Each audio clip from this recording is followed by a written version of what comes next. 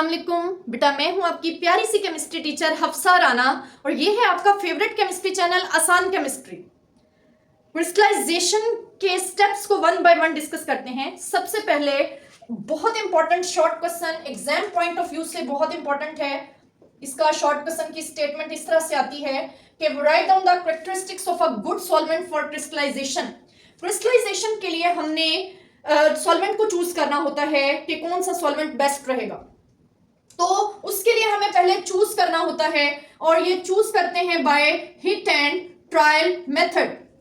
Hit and trial basis या hit and trial method. Hit and trial method किसे कहते हैं, आपको एक एग्जांपल से समझाती हूं। बेटा, आप जूता लेने जाते हैं बाजार से, आप देखते हैं रैक्स में जूते लगे हुए हैं, आप कहते हैं ये जूता मुझे पसंद आ गया, इसको पैक कर दें और लेके घर आ जाते हैं। नहीं, मार पड़ेगी अम्मी से। नहीं, ऐसा नहीं होता। आप क्या करते हैं, जो जूता आपको पसंद आ जाता है आप उसको पहन के चेक करते हैं, चल के देखते हैं कि क्या वो कंफर्टेबल है, क्या वो आपके पाँव के लिए आरामदेह है या नहीं है। ठीक है, जो फिर जूता आप चेक करते रहते हैं, एक दूसरा तीसरा चौथा आप चेक करते रहते हैं। जो जूता आपके पाँव में फिट आ जाता है और कंफर्टेबल होता है आप उसे चूज कर लेते हैं।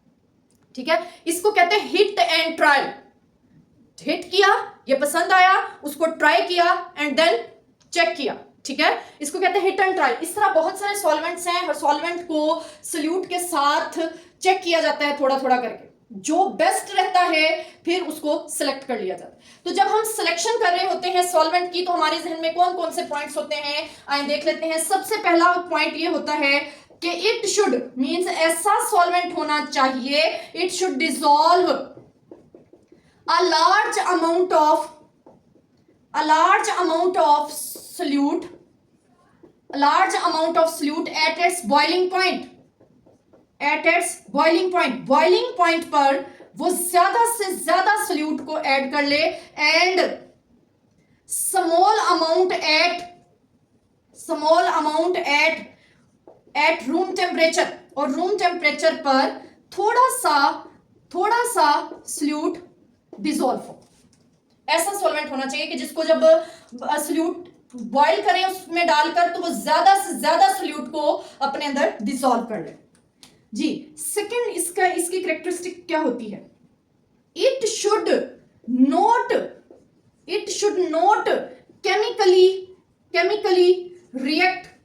इसको केमिकली रिएक्ट नहीं करना चाहिए विद सॉल्यूट।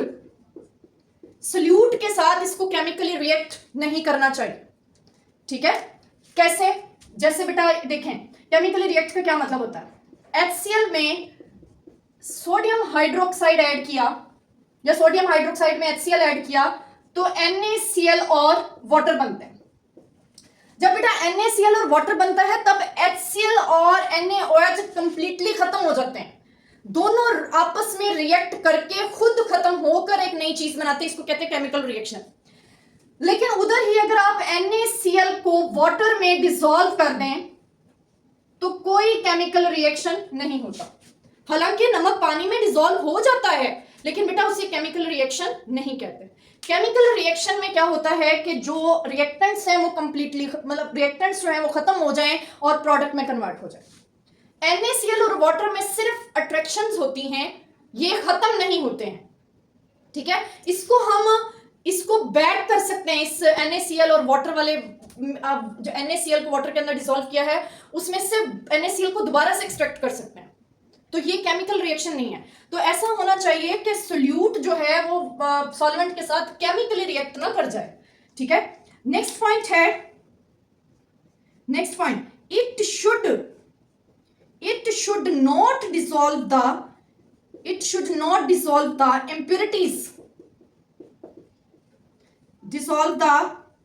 impurities। ये impurities को अपने अंदर डिसॉल्व ना करें। ठीक है, impurities को अपने अंदर डिसॉल्व ना करें कि हम कोई सॉल्यूशन बना रहे हैं, जैसे शुगर को वाटर के अंदर डिसॉल्व किया, ऐसा ना हो कि बेटा कोई डस्ट पार्टिकल हो और वो भी अंदर डिसॉल्व हो जाए। कोई भी इम्प्योरिटी है उसे नीचे बैठ जाना चाहिए, वो सॉल्वेंट में डिसॉल्व नहीं होनी चाहिए, वरना वो भी सोल्यूट के साथ क्रिस्टल्स में कन्वर्ट हो जाएगी। तो हमने सिर्फ सोल्यूट को क्रिस्टल्स में कन्वर्ट करना है, इम्प्योरिटीज को नहीं करना। नेक्स्ट पॉइंट है, नेक्स्ट इंपॉर्टेंट पॉइंट है कि जब कूलिंग से बनते हैं क्रिस्टल्स, तो जब हम कूलिंग करेंगे, on cooling it should deposit well formed crystals on cooling it should deposit well formed crystal। जब हम उसकी कूलिंग करें तो वो अच्छे से क्रिस्टल्स बनाए, ऐसा ना हो कि क्रिस्टल्स भी अंदर ही डिसॉल्व हुए और हमें उसको एक्सट्रैक्ट करना मुश्किल हो जाए। ठीक है, नेक्स्ट है अब क्या होना चाहिए, और होना चाहिए इट शुड बी सस्ता। ये क्या है, इट शुड बी इनएक्सपेंसिव। ऐसा ना हो कि हमारी सारी सेविंग्स इस पर लग जाए। सस्ता होना चाहिए। इनएक्सपेंसिव का मतलब होता है सस्ता होना चाहिए, चीप होना चाहिए। ठीक है, और लास्ट पॉइंट है it should be safe to use. ऐसा ना हो कि एक्सपेरिमेंट करते हुए हमारे हाथ या फेस या कपड़ों को कोई नुकसान पहुंच जाए। ये सेफ होना चाहिए, सेफ टू यूज। ऐसा ना हो कि आग लग जाए। And easily removable. और जब क्रिस्टल्स बन जाते हैं तो हमने क्रिस्टल्स को फिल्टर करना होता है, कलेक्ट करना होता है, तो कलेक्शन के दौरान इजीली हम क्रिस्टल्स को इससे अलग कर सकें, क्रिस्टल्स इसमें डिसॉल्व ना हो जाए। ठीक है, तो ये है चॉइस ऑफ सॉल्वेंट। अब कौन कौन से सॉल्वेंट हैं जो हम यूज कर सकते हैं, देख लेते हैं। सॉल्वेंट की एग्जांपल्स यहां पर लिख लेते हैं। एग्जांपल्स कौन कौन से सॉल्वेंट्स हैं जिसे हम यूज कर सकते हैं। हमारे पास है सबसे अच्छा natural solvent, universal solvent, natural नहीं यूनिवर्सल सॉल्वेंट, वाटर। इसके अलावा आ जाता है एसीटोन। इसके अलावा यूज कर सकते हैं एसिटिक एसिड। इसके अलावा यूज कर सकते हैं कार्बन टेट्राक्लोराइड। इसके अलावा यूज कर सकते हैं क्लोरोफोम। इसके अलावा यूज कर सकते हैं बहुत important rectified separate, ethanol, rectified separate. ठीक है, और हम यूज कर सकते हैं एब्सोल्यूट अल्कोहल, और हम यूज कर सकते हैं petroleum ether, di ethyl ether भी यूज कर सकते हैं। तो ये कुछ सॉल्वेंट्स हैं जिनको हम यूज कर सकते हैं। सबसे बेस्ट वैसे वाटर ही होता है, लेकिन अगर कोई चीज वाटर में सॉल्युबल नहीं हो रही है तो फिर हमें ऑर्गेनिक सॉल्वेंट, बाकी सारे ऑर्गेनिक सॉल्वेंट्स हैं, तो फिर हमें ऑर्गेनिक सॉल्वेंट यूज करना पड़ता है। बेटा अगर इनमें से कोई एक सॉल्वेंट काम ना करे तो फिर हम दो सॉल्वेंट्स को कंबाइन करके भी यूज कर सकते हैं, कॉम्बिनेशन ऑफ 2 और मोर सॉल्वेंट्स। तो जैसी हमें कैरेक्टरिस्टिक्स चाहिए उनके अकॉर्डिंग कोई 2 सॉल्वेंट्स को मिक्स करके हम अपनी रिक्वायर्ड कैरेक्टरिस्टिक्स बना लेते हैं, तो ये एक सॉल्वेंट बन जाएगा, कोई 2 या 2 से ज्यादा मिक्स करके सॉल्वेंट्स को। इसके अलावा अगर बेटा कोई जैसे एब्सोल्यूट अल्कोहल है, ये इनफ्लेमेबल है, हाईली इनफ्लेमेबल, आग लग जाती है जिनको, तो हमें प्रिकॉशंस लेनी होती हैं। प्रिकॉशंस यूज करनी पड़ती हैं। कब? वाइल हैंडलिंग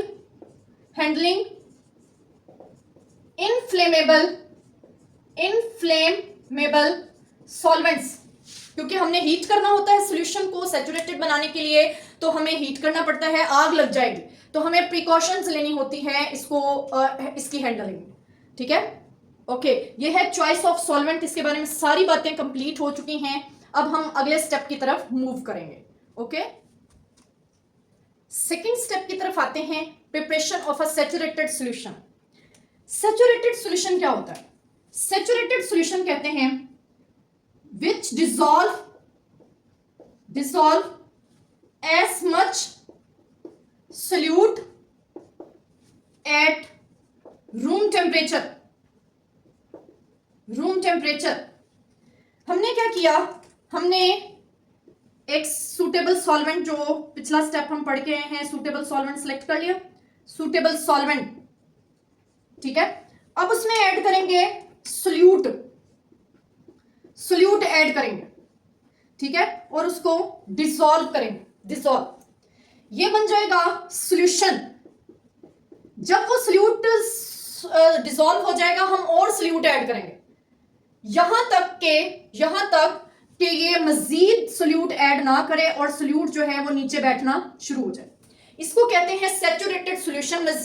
मतलब इसमें अब मजीद कोई सॉल्यूशन कोई सोल्यूट ऐड डिसॉल्व नहीं हो सकता। इसको कहते हैं सैचुरेटेड सॉल्यूशन।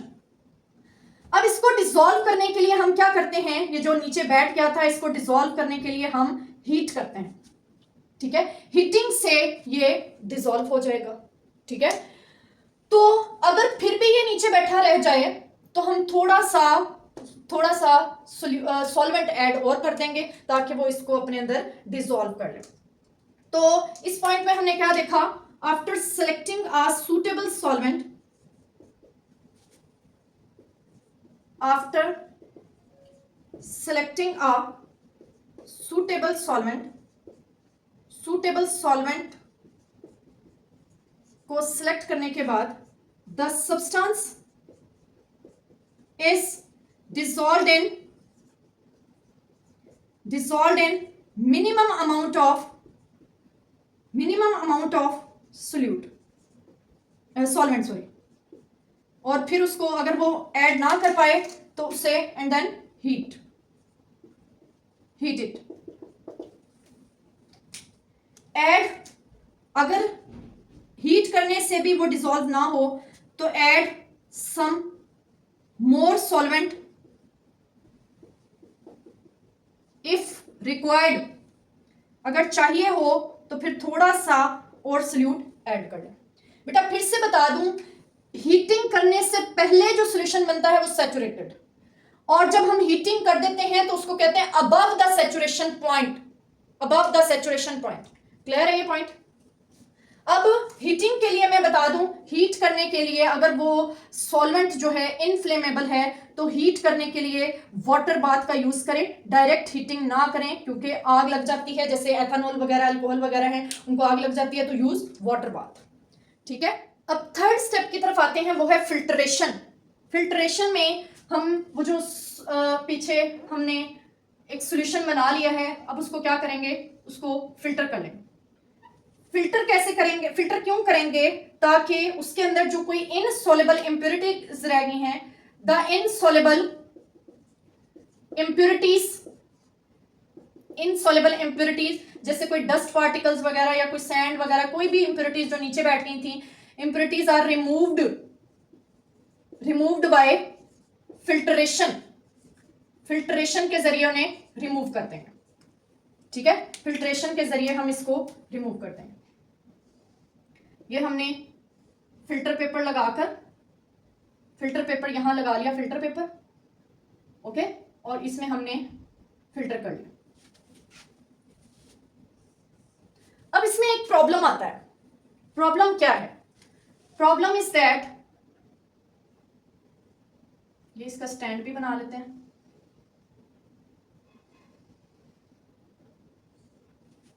जी, प्रॉब्लम ये आता है कि हम जब इसको फिल्टर कर रहे होते हैं तो वो फिल्टर होकर गिरता है, और गिरते हुए ये जो फनल की वॉल्स हैं, स्टेम है, इसकी वॉल्स हैं, इसके ऊपर क्रिस्टल्स बनना शुरू हो जाते हैं, क्योंकि फिल्ट्रेशन ये जो सॉल्यूशन है इसको जब ठंडा करेंगे तो क्रिस्टल्स बनने हैं।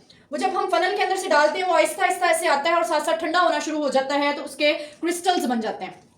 उन्हें हम कहते हैं प्रीमेच्योर क्रिस्टल्स। टू अवॉइड, इस पर्पस के लिए हम क्या करते हैं, टू अवॉइड प्रीमेच्योर क्रिस्टल्स को अवॉइड कैसे करते हैं, देखिएगा बेटा, इस यहां पर एक और फनल यूज होती है या जैकेट होती है डबल, ऐसे इसकी साइडों पर जैकेट होती है। इस जैकेट के अंदर हॉट वाटर फ्लो कर रहा, हॉट वाटर भरा हुआ था, हॉट वाटर जैकेट कहते हैं इसे, हॉट वाटर जैकेट।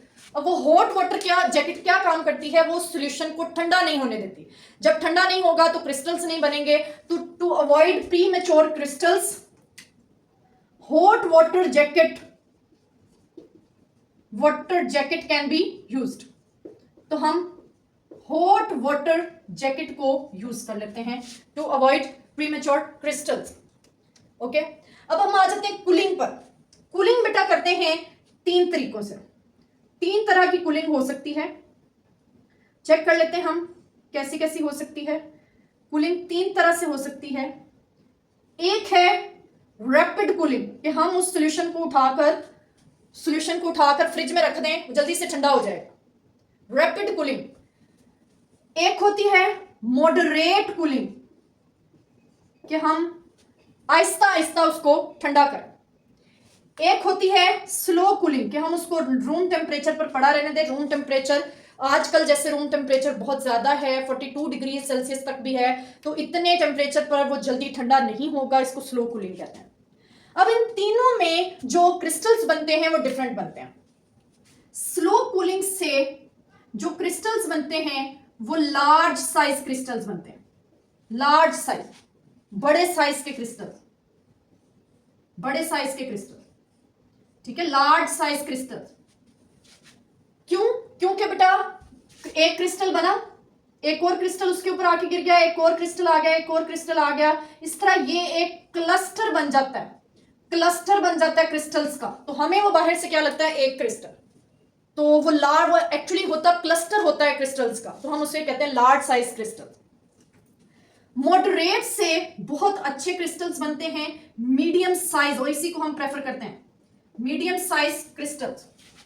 अब जो रैपिड है, रैपिड से हम सिंपली कह देते हैं कोई क्रिस्टल्स नहीं बनते, बनते हैं स्मॉल साइज क्रिस्टल्स बनते हैं। हमने रैपिड कूलिंग की, बेटा क्रिस्टल बनना है जब क्रिस्टल है एक definite arrangement of atoms, ions और मॉलिक्यूल्स, ठीक है।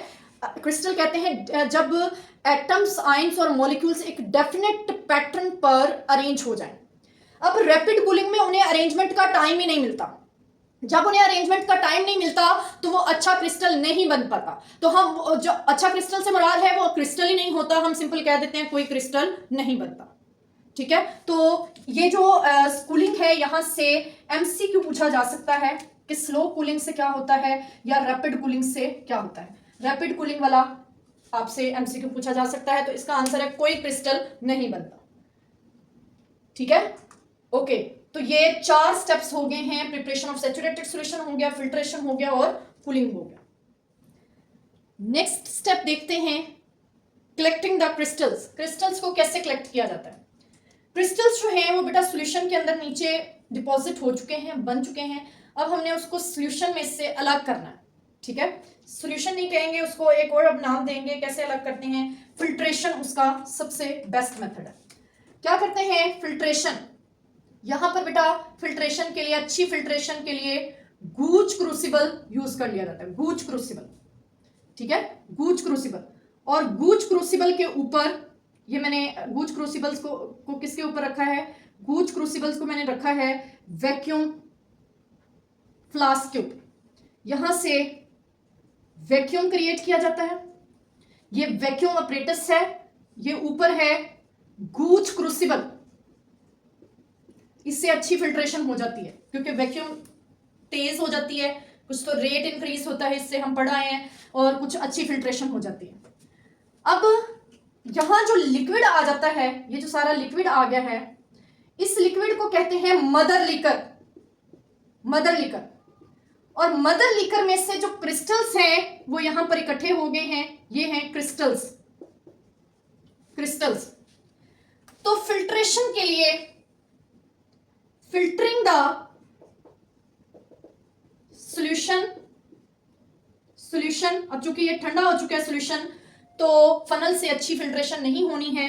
सॉल्यूशन थ्रू गूज क्रूसिबल, गूज क्रूसिबल के जरिए हमने इसको फिल्टर कर लिया। और उसके साथ क्या अटैच किया हुआ है, by vacuum pump, vacuum pump भी साथ में लगाया हुआ है।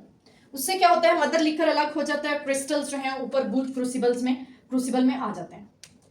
अब क्या किया जाता है, इन क्रिस्टल्स को किसी कॉर्क के जरिए press the filter cake bye cork, किसी कॉर्क के जरिए इसको प्रेस किया जाता है। टू ड्रेन द, जो उसके अंदर कोई फंसा रह गया है मदर लिकर, उसको भी ड्रेन कर दिया जाता है, ठीक है, उसको भी निकाल दिया जाता है। वॉशिंग, अब वॉश द क्रिस्टल्स, क्रिस्टल्स को कैसे वॉश किया जाता है? By using small amount of cold solvent, ठंडा सॉल्वेंट लिया जाता है और उसको इसमें डाल के, क्रिस्टल्स को डाल के उसको ऐसे थोड़ा डिसॉल्व किया जाता है ताकि कोई अगर इम्प्योरिटीज वगैरह आ गई हैं तो वो भी निकल जाए। और इस प्रोसेस को मेनी टाइम्स किया जाता है, मींस थोड़ा सा सॉल्वेंट डालेंगे उसको और फिर फिल्टर कर लेंगे, फिर थोड़ा सा सॉल्वेंट डालेंगे फिर उसको फिल्टर कर लेंगे, फिर थोड़ा सा सॉल्वेंट डालेंगे फिर फिल्टर कर लेंगे, ठीक है, तो उससे इम्प्योरिटीज जो हैं वो अलग हो जाती हैं। इवेपोरेशन, इन सारे बखेड़ों से बचने के लिए अगर सिर्फ हमारे पास टाइम है, इवेपोरेशन कर ली जाए, सिर्फ इवेपोरेशन कर ली जाए, तो इवेपोरेशन से हमें सबसे अच्छे क्रिस्टल्स मिल जाते हैं। बाय मीन्स सिंपल हम उसको रख दें, by evaporating the mother liquor को इवेपोरेट करवा दिया जाता है और पीछे क्या बच जाते हैं? क्रिस्टल्स बच जाते हैं, ठीक है। तो ये एंड पर इवेपोरेशन। ये जो वॉशिंग करते हुए उसके अंदर सॉल्वेंट आ गया है उसको भी इवेपोरेशन से रिमूव कर देते हैं। इवेपोरेशन पूरे प्रोसेस की कलेक्टिंग के लिए भी यूज हो जाती है, लेकिन वो टाइम बहुत रिक्वायर होता है, तो वो अच्छा प्रोसेस नहीं है। लेकिन ये इवेपोरेशन हम इस सेंस में कह देते हैं कि वॉशिंग करते हुए जो हमने सॉल्वेंट यूज किया है उसकी इवेपोरेशन करवा देंगे, ठीक है, ताकि वो सॉल्वेंट उड़ जाए और पीछे जो है हमारे पास अच्छे से क्रिस्टल्स रह जाए। बेटा ये जो कलेक्टिंग है ये किस लिहाज से इंपॉर्टेंट है? ये सक्सेस है पूरी क्रिस्टलाइजेशन की। ये जो कलेक्टिंग है इसके बारे में मैं बता दूं, ये सक्सेस है, सक्सेस ऑफ क्रिस्टलाइजेशन। कैसे? बेटा इस प्रोसेस में क्रिस्टल जितने बनने थे वो तो सॉल्यूशन में मदर लिकर में बन गए, ठीक है, बनते हुए कोई क्रिस्टल जाया नहीं हुआ है, लेकिन कलेक्टिंग के दौरान क्रिस्टल जाया होने का बहुत खदशा होता है। आप फिल्ट्रेशन कर रहे हैं, कुछ बीकर में ही रह गए, ठीक है, ऐसे जब पोर करते हैं कुछ बीकर में ही रह गए, यहां से जब इनको गुज क्रूसिबल में से निकालते हैं कुछ गुज क्रूसिबल के साथ लगे रह गए, जब इनकी प्रेसिंग करते हैं प्रेसिंग के दौरान कुछ क्रिस्टल्स टूट जाते हैं, जब वॉशिंग करते हैं तो कुछ उस सॉल्वेंट में डाल के वॉशिंग करते हैं, सॉल्वेंट को अलग करते हैं, कुछ उस सॉल्वेंट के साथ ही वॉश आउट हो जाते हैं। तो ये कलेक्टिंग सबसे इंपॉर्टेंट इस लिहाज से है कि यहां से हमें सक्सेस मिलती है क्रिस्टलाइजेशन की। और सक्सेस कैसे है? जितनी ज्यादा प्रोडक्ट होगी उतना हमारा प्रोसेस ज्यादा सक्सेसफुल होगा, ठीक है, उतनी हमारी परसेंटेज यील्ड ज्यादा आएगी, उतनी ज्यादा एफिशिएंसी होगी। तो कलेक्टिंग जो है वो बहुत ज्यादा एहतियात से करनी होती है। नेक्स्ट है ड्राइंग द क्रिस्टल्स। अब क्रिस्टल्स को हमने ड्राई करना है, ठीक है, कलेक्ट कर लिया है, अब ड्राई करना है। ड्राइंग के लिए फिल्टर पेपर यूज किया जाता है। बेटा फिल्टर पेपर के ऊपर क्रिस्टल्स को रखा जाता है, एक और फिल्टर पेपर लेकर उसको ऐसे प्रेस किया जाता है, ठीक है, और फिर वो थोड़ा गीला हो जाता है, उसको डिस्पोज कर दिया जाता है और फिल्टर पेपर लिया जाता है, ऐसे प्रेस किया जाता है। फिल्टर पेपर मॉइस्चर को एब्जॉर्ब करता है, ठीक है, इस तरह से ड्राइंग की जाती है। इसको क्या लिखते हैं? प्रेसिंग द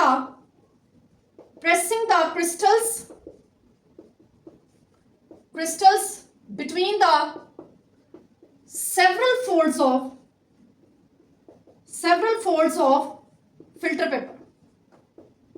filter paper और इसको रिपीट किया जाता है एंड रिपीट इट, और इस प्रोसेस को बार बार रिपीट किया जाता है। इसका डिसएडवांटेज है, डिसएडवांटेज क्या है? इसका नुकसान है फिल्टर पेपर से ड्राइंग करने का। जब बेटा आप प्रेस करेंगे तो फिल्टर पेपर बहुत डेलिकेट होते हैं, बहुत नाजुक से होते हैं, वो टूट जाएंगे। तो एक तो इससे क्या है, crystals are crushed, crystals crush हो जाते हैं, क्रश्ड जब हम उनको प्रेस करते हैं। और दूसरा इसका नुकसान ये है कि जब हम फिल्टर पेपर में बेटा फाइबर्स होते हैं, ठीक है, पेपर है ना, पेपर में सेलुलोज फाइबर होते हैं, वो फाइबर उन क्रिस्टल्स के ऊपर चिपक जाते हैं, ठीक है, कंटेमिनेट कर देते हैं। हम इसको क्या लिखते हैं, फाइबर्स ऑफ फिल्टर पेपर के जो फाइबर्स हैं contaminate the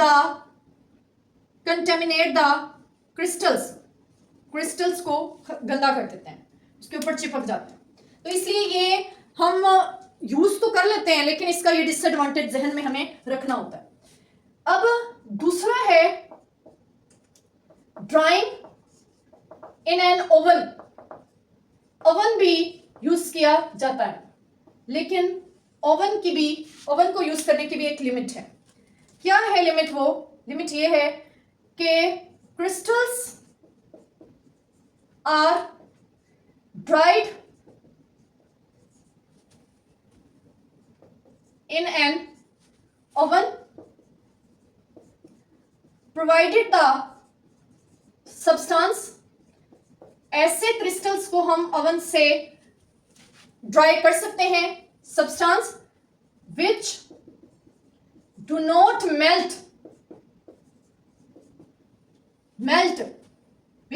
melt or decompose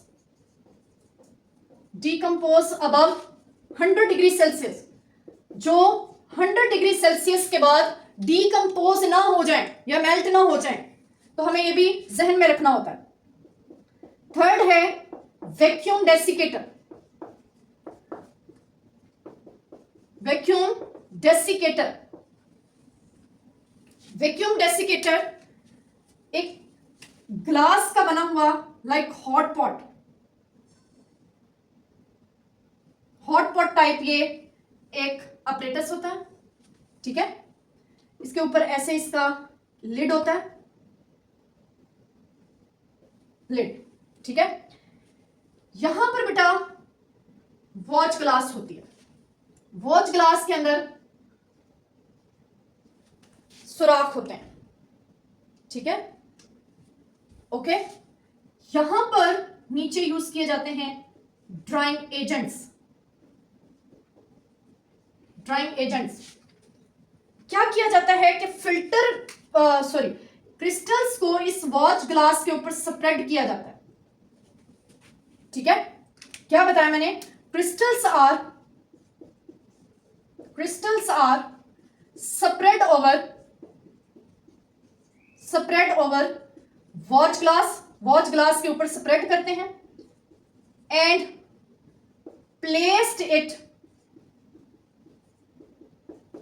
placed it in vacuum desiccator for several hours, और ऐसा इसको बहुत घंटों के लिए पड़ा रहने देते हैं। वैक्यूम, इसका लिड इस तरह से होता है कि वैक्यूम क्रिएट कर देता है, वो अंदर हवा को नहीं जाने देता, ठीक है। इसके लिए जो ड्राइंग एजेंट्स यूज करते हैं, मैंने बताया नीचे ड्राइंग एजेंट्स जिन्होंने मॉइस्चर को एब्जॉर्ब करना है, वो ड्राइंग एजेंट्स कौन कौन से हो सकते हैं? सुने, वो ड्राइंग एजेंट्स हो सकते हैं कैल्शियम क्लोराइड CaCl2, या वो हो सकते हैं सिलिका जेल, या हो सकते हैं phosphorus pentoxide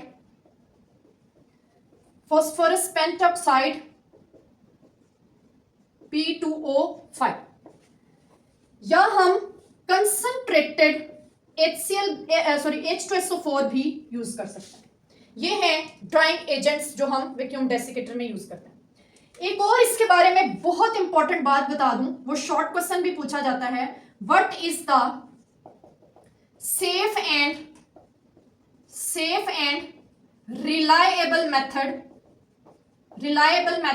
for drawing the crystals को ड्राई करने का सेफ एंड रिलायबल मेथड कौन सा है? ये इंपॉर्टेंट पॉइंट है। सबसे safe and reliable method vacuum desiccator से है, जिसका कोई डिसएडवांटेज नहीं आया सामने, ठीक है, ड्राइंग द क्रिस्टल्स। लास्ट है बेटा, ये लास्ट स्टेप नहीं है, ये याद रखना है, ये हम मिड में करते हैं कूलिंग से पहले, ठीक है। ये इन केस यूज होता है अगर कलर इंप्योरिटीज हैं। अगर कलर इंप्योरिटीज हैं तो ये ऑप्शनल है, ये यूज नहीं करते। तो अगर कलर इंप्योरिटीज हैं, अनडिजायरेबल कलर्स हैं, हमारे लिए वो इंप्योरिटीज हैं, हम उनको डी कलर करना चाहते हैं। डी का मीन्स है रिमूवल। रिमूवल किसका रिमूवल?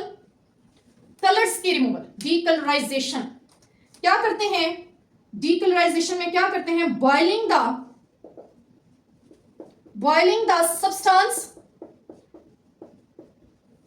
द सब्सटेंस, या मैं इसकी जगह लिख देती हूं सिंपल सॉल्यूशन। ठीक है, बुक पर सब्सटेंस का लफ्ज यूज हुआ है, substance in solvent, and then मैं इसको सिंपल कह रही boiling the solution with finely divided powdered, इसका मतलब है powdered animal charcoal।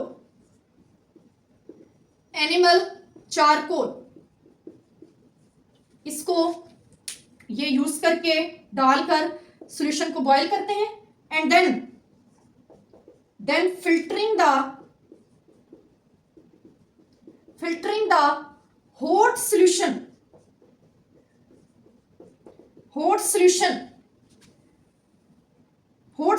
को फिल्टर कर लेते हैं।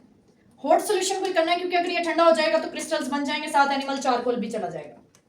ठीक है, इससे क्या होगा? इससे बेटा कलर इंप्योरिटीज एडसॉर्ब हो जाएंगे। Impurities are adsorb on animal charcoal के ऊपर कलर इंप्योरिटीज एडसॉर्ब हो जाएंगे। एब्सॉर्ब और एडसॉर्ब का क्या मतलब है? ये कोई सरफेस है, सरफेस के अंदर अगर कोई चीज पेनिट्रेट हो जाती है, यहां पर ऐसे पेनिट्रेट हो जाती है, तो इसको कहते हैं एब्सॉर्ब। लेकिन अगर वो सरफेस के ऊपर लग जाती है तो इसको कहते हैं एडसॉर्ब। तो एनिमल चारकोल एडसॉर्ब कर लेता है कलर इंप्योरिटीज को। ठीक है, ये एमसीक्यू में भी पूछा जाता है कि कलर इंप्योरिटीज को रिमूव करने के लिए क्या यूज होता है, तो आप एनिमल चारकोल बताएंगे।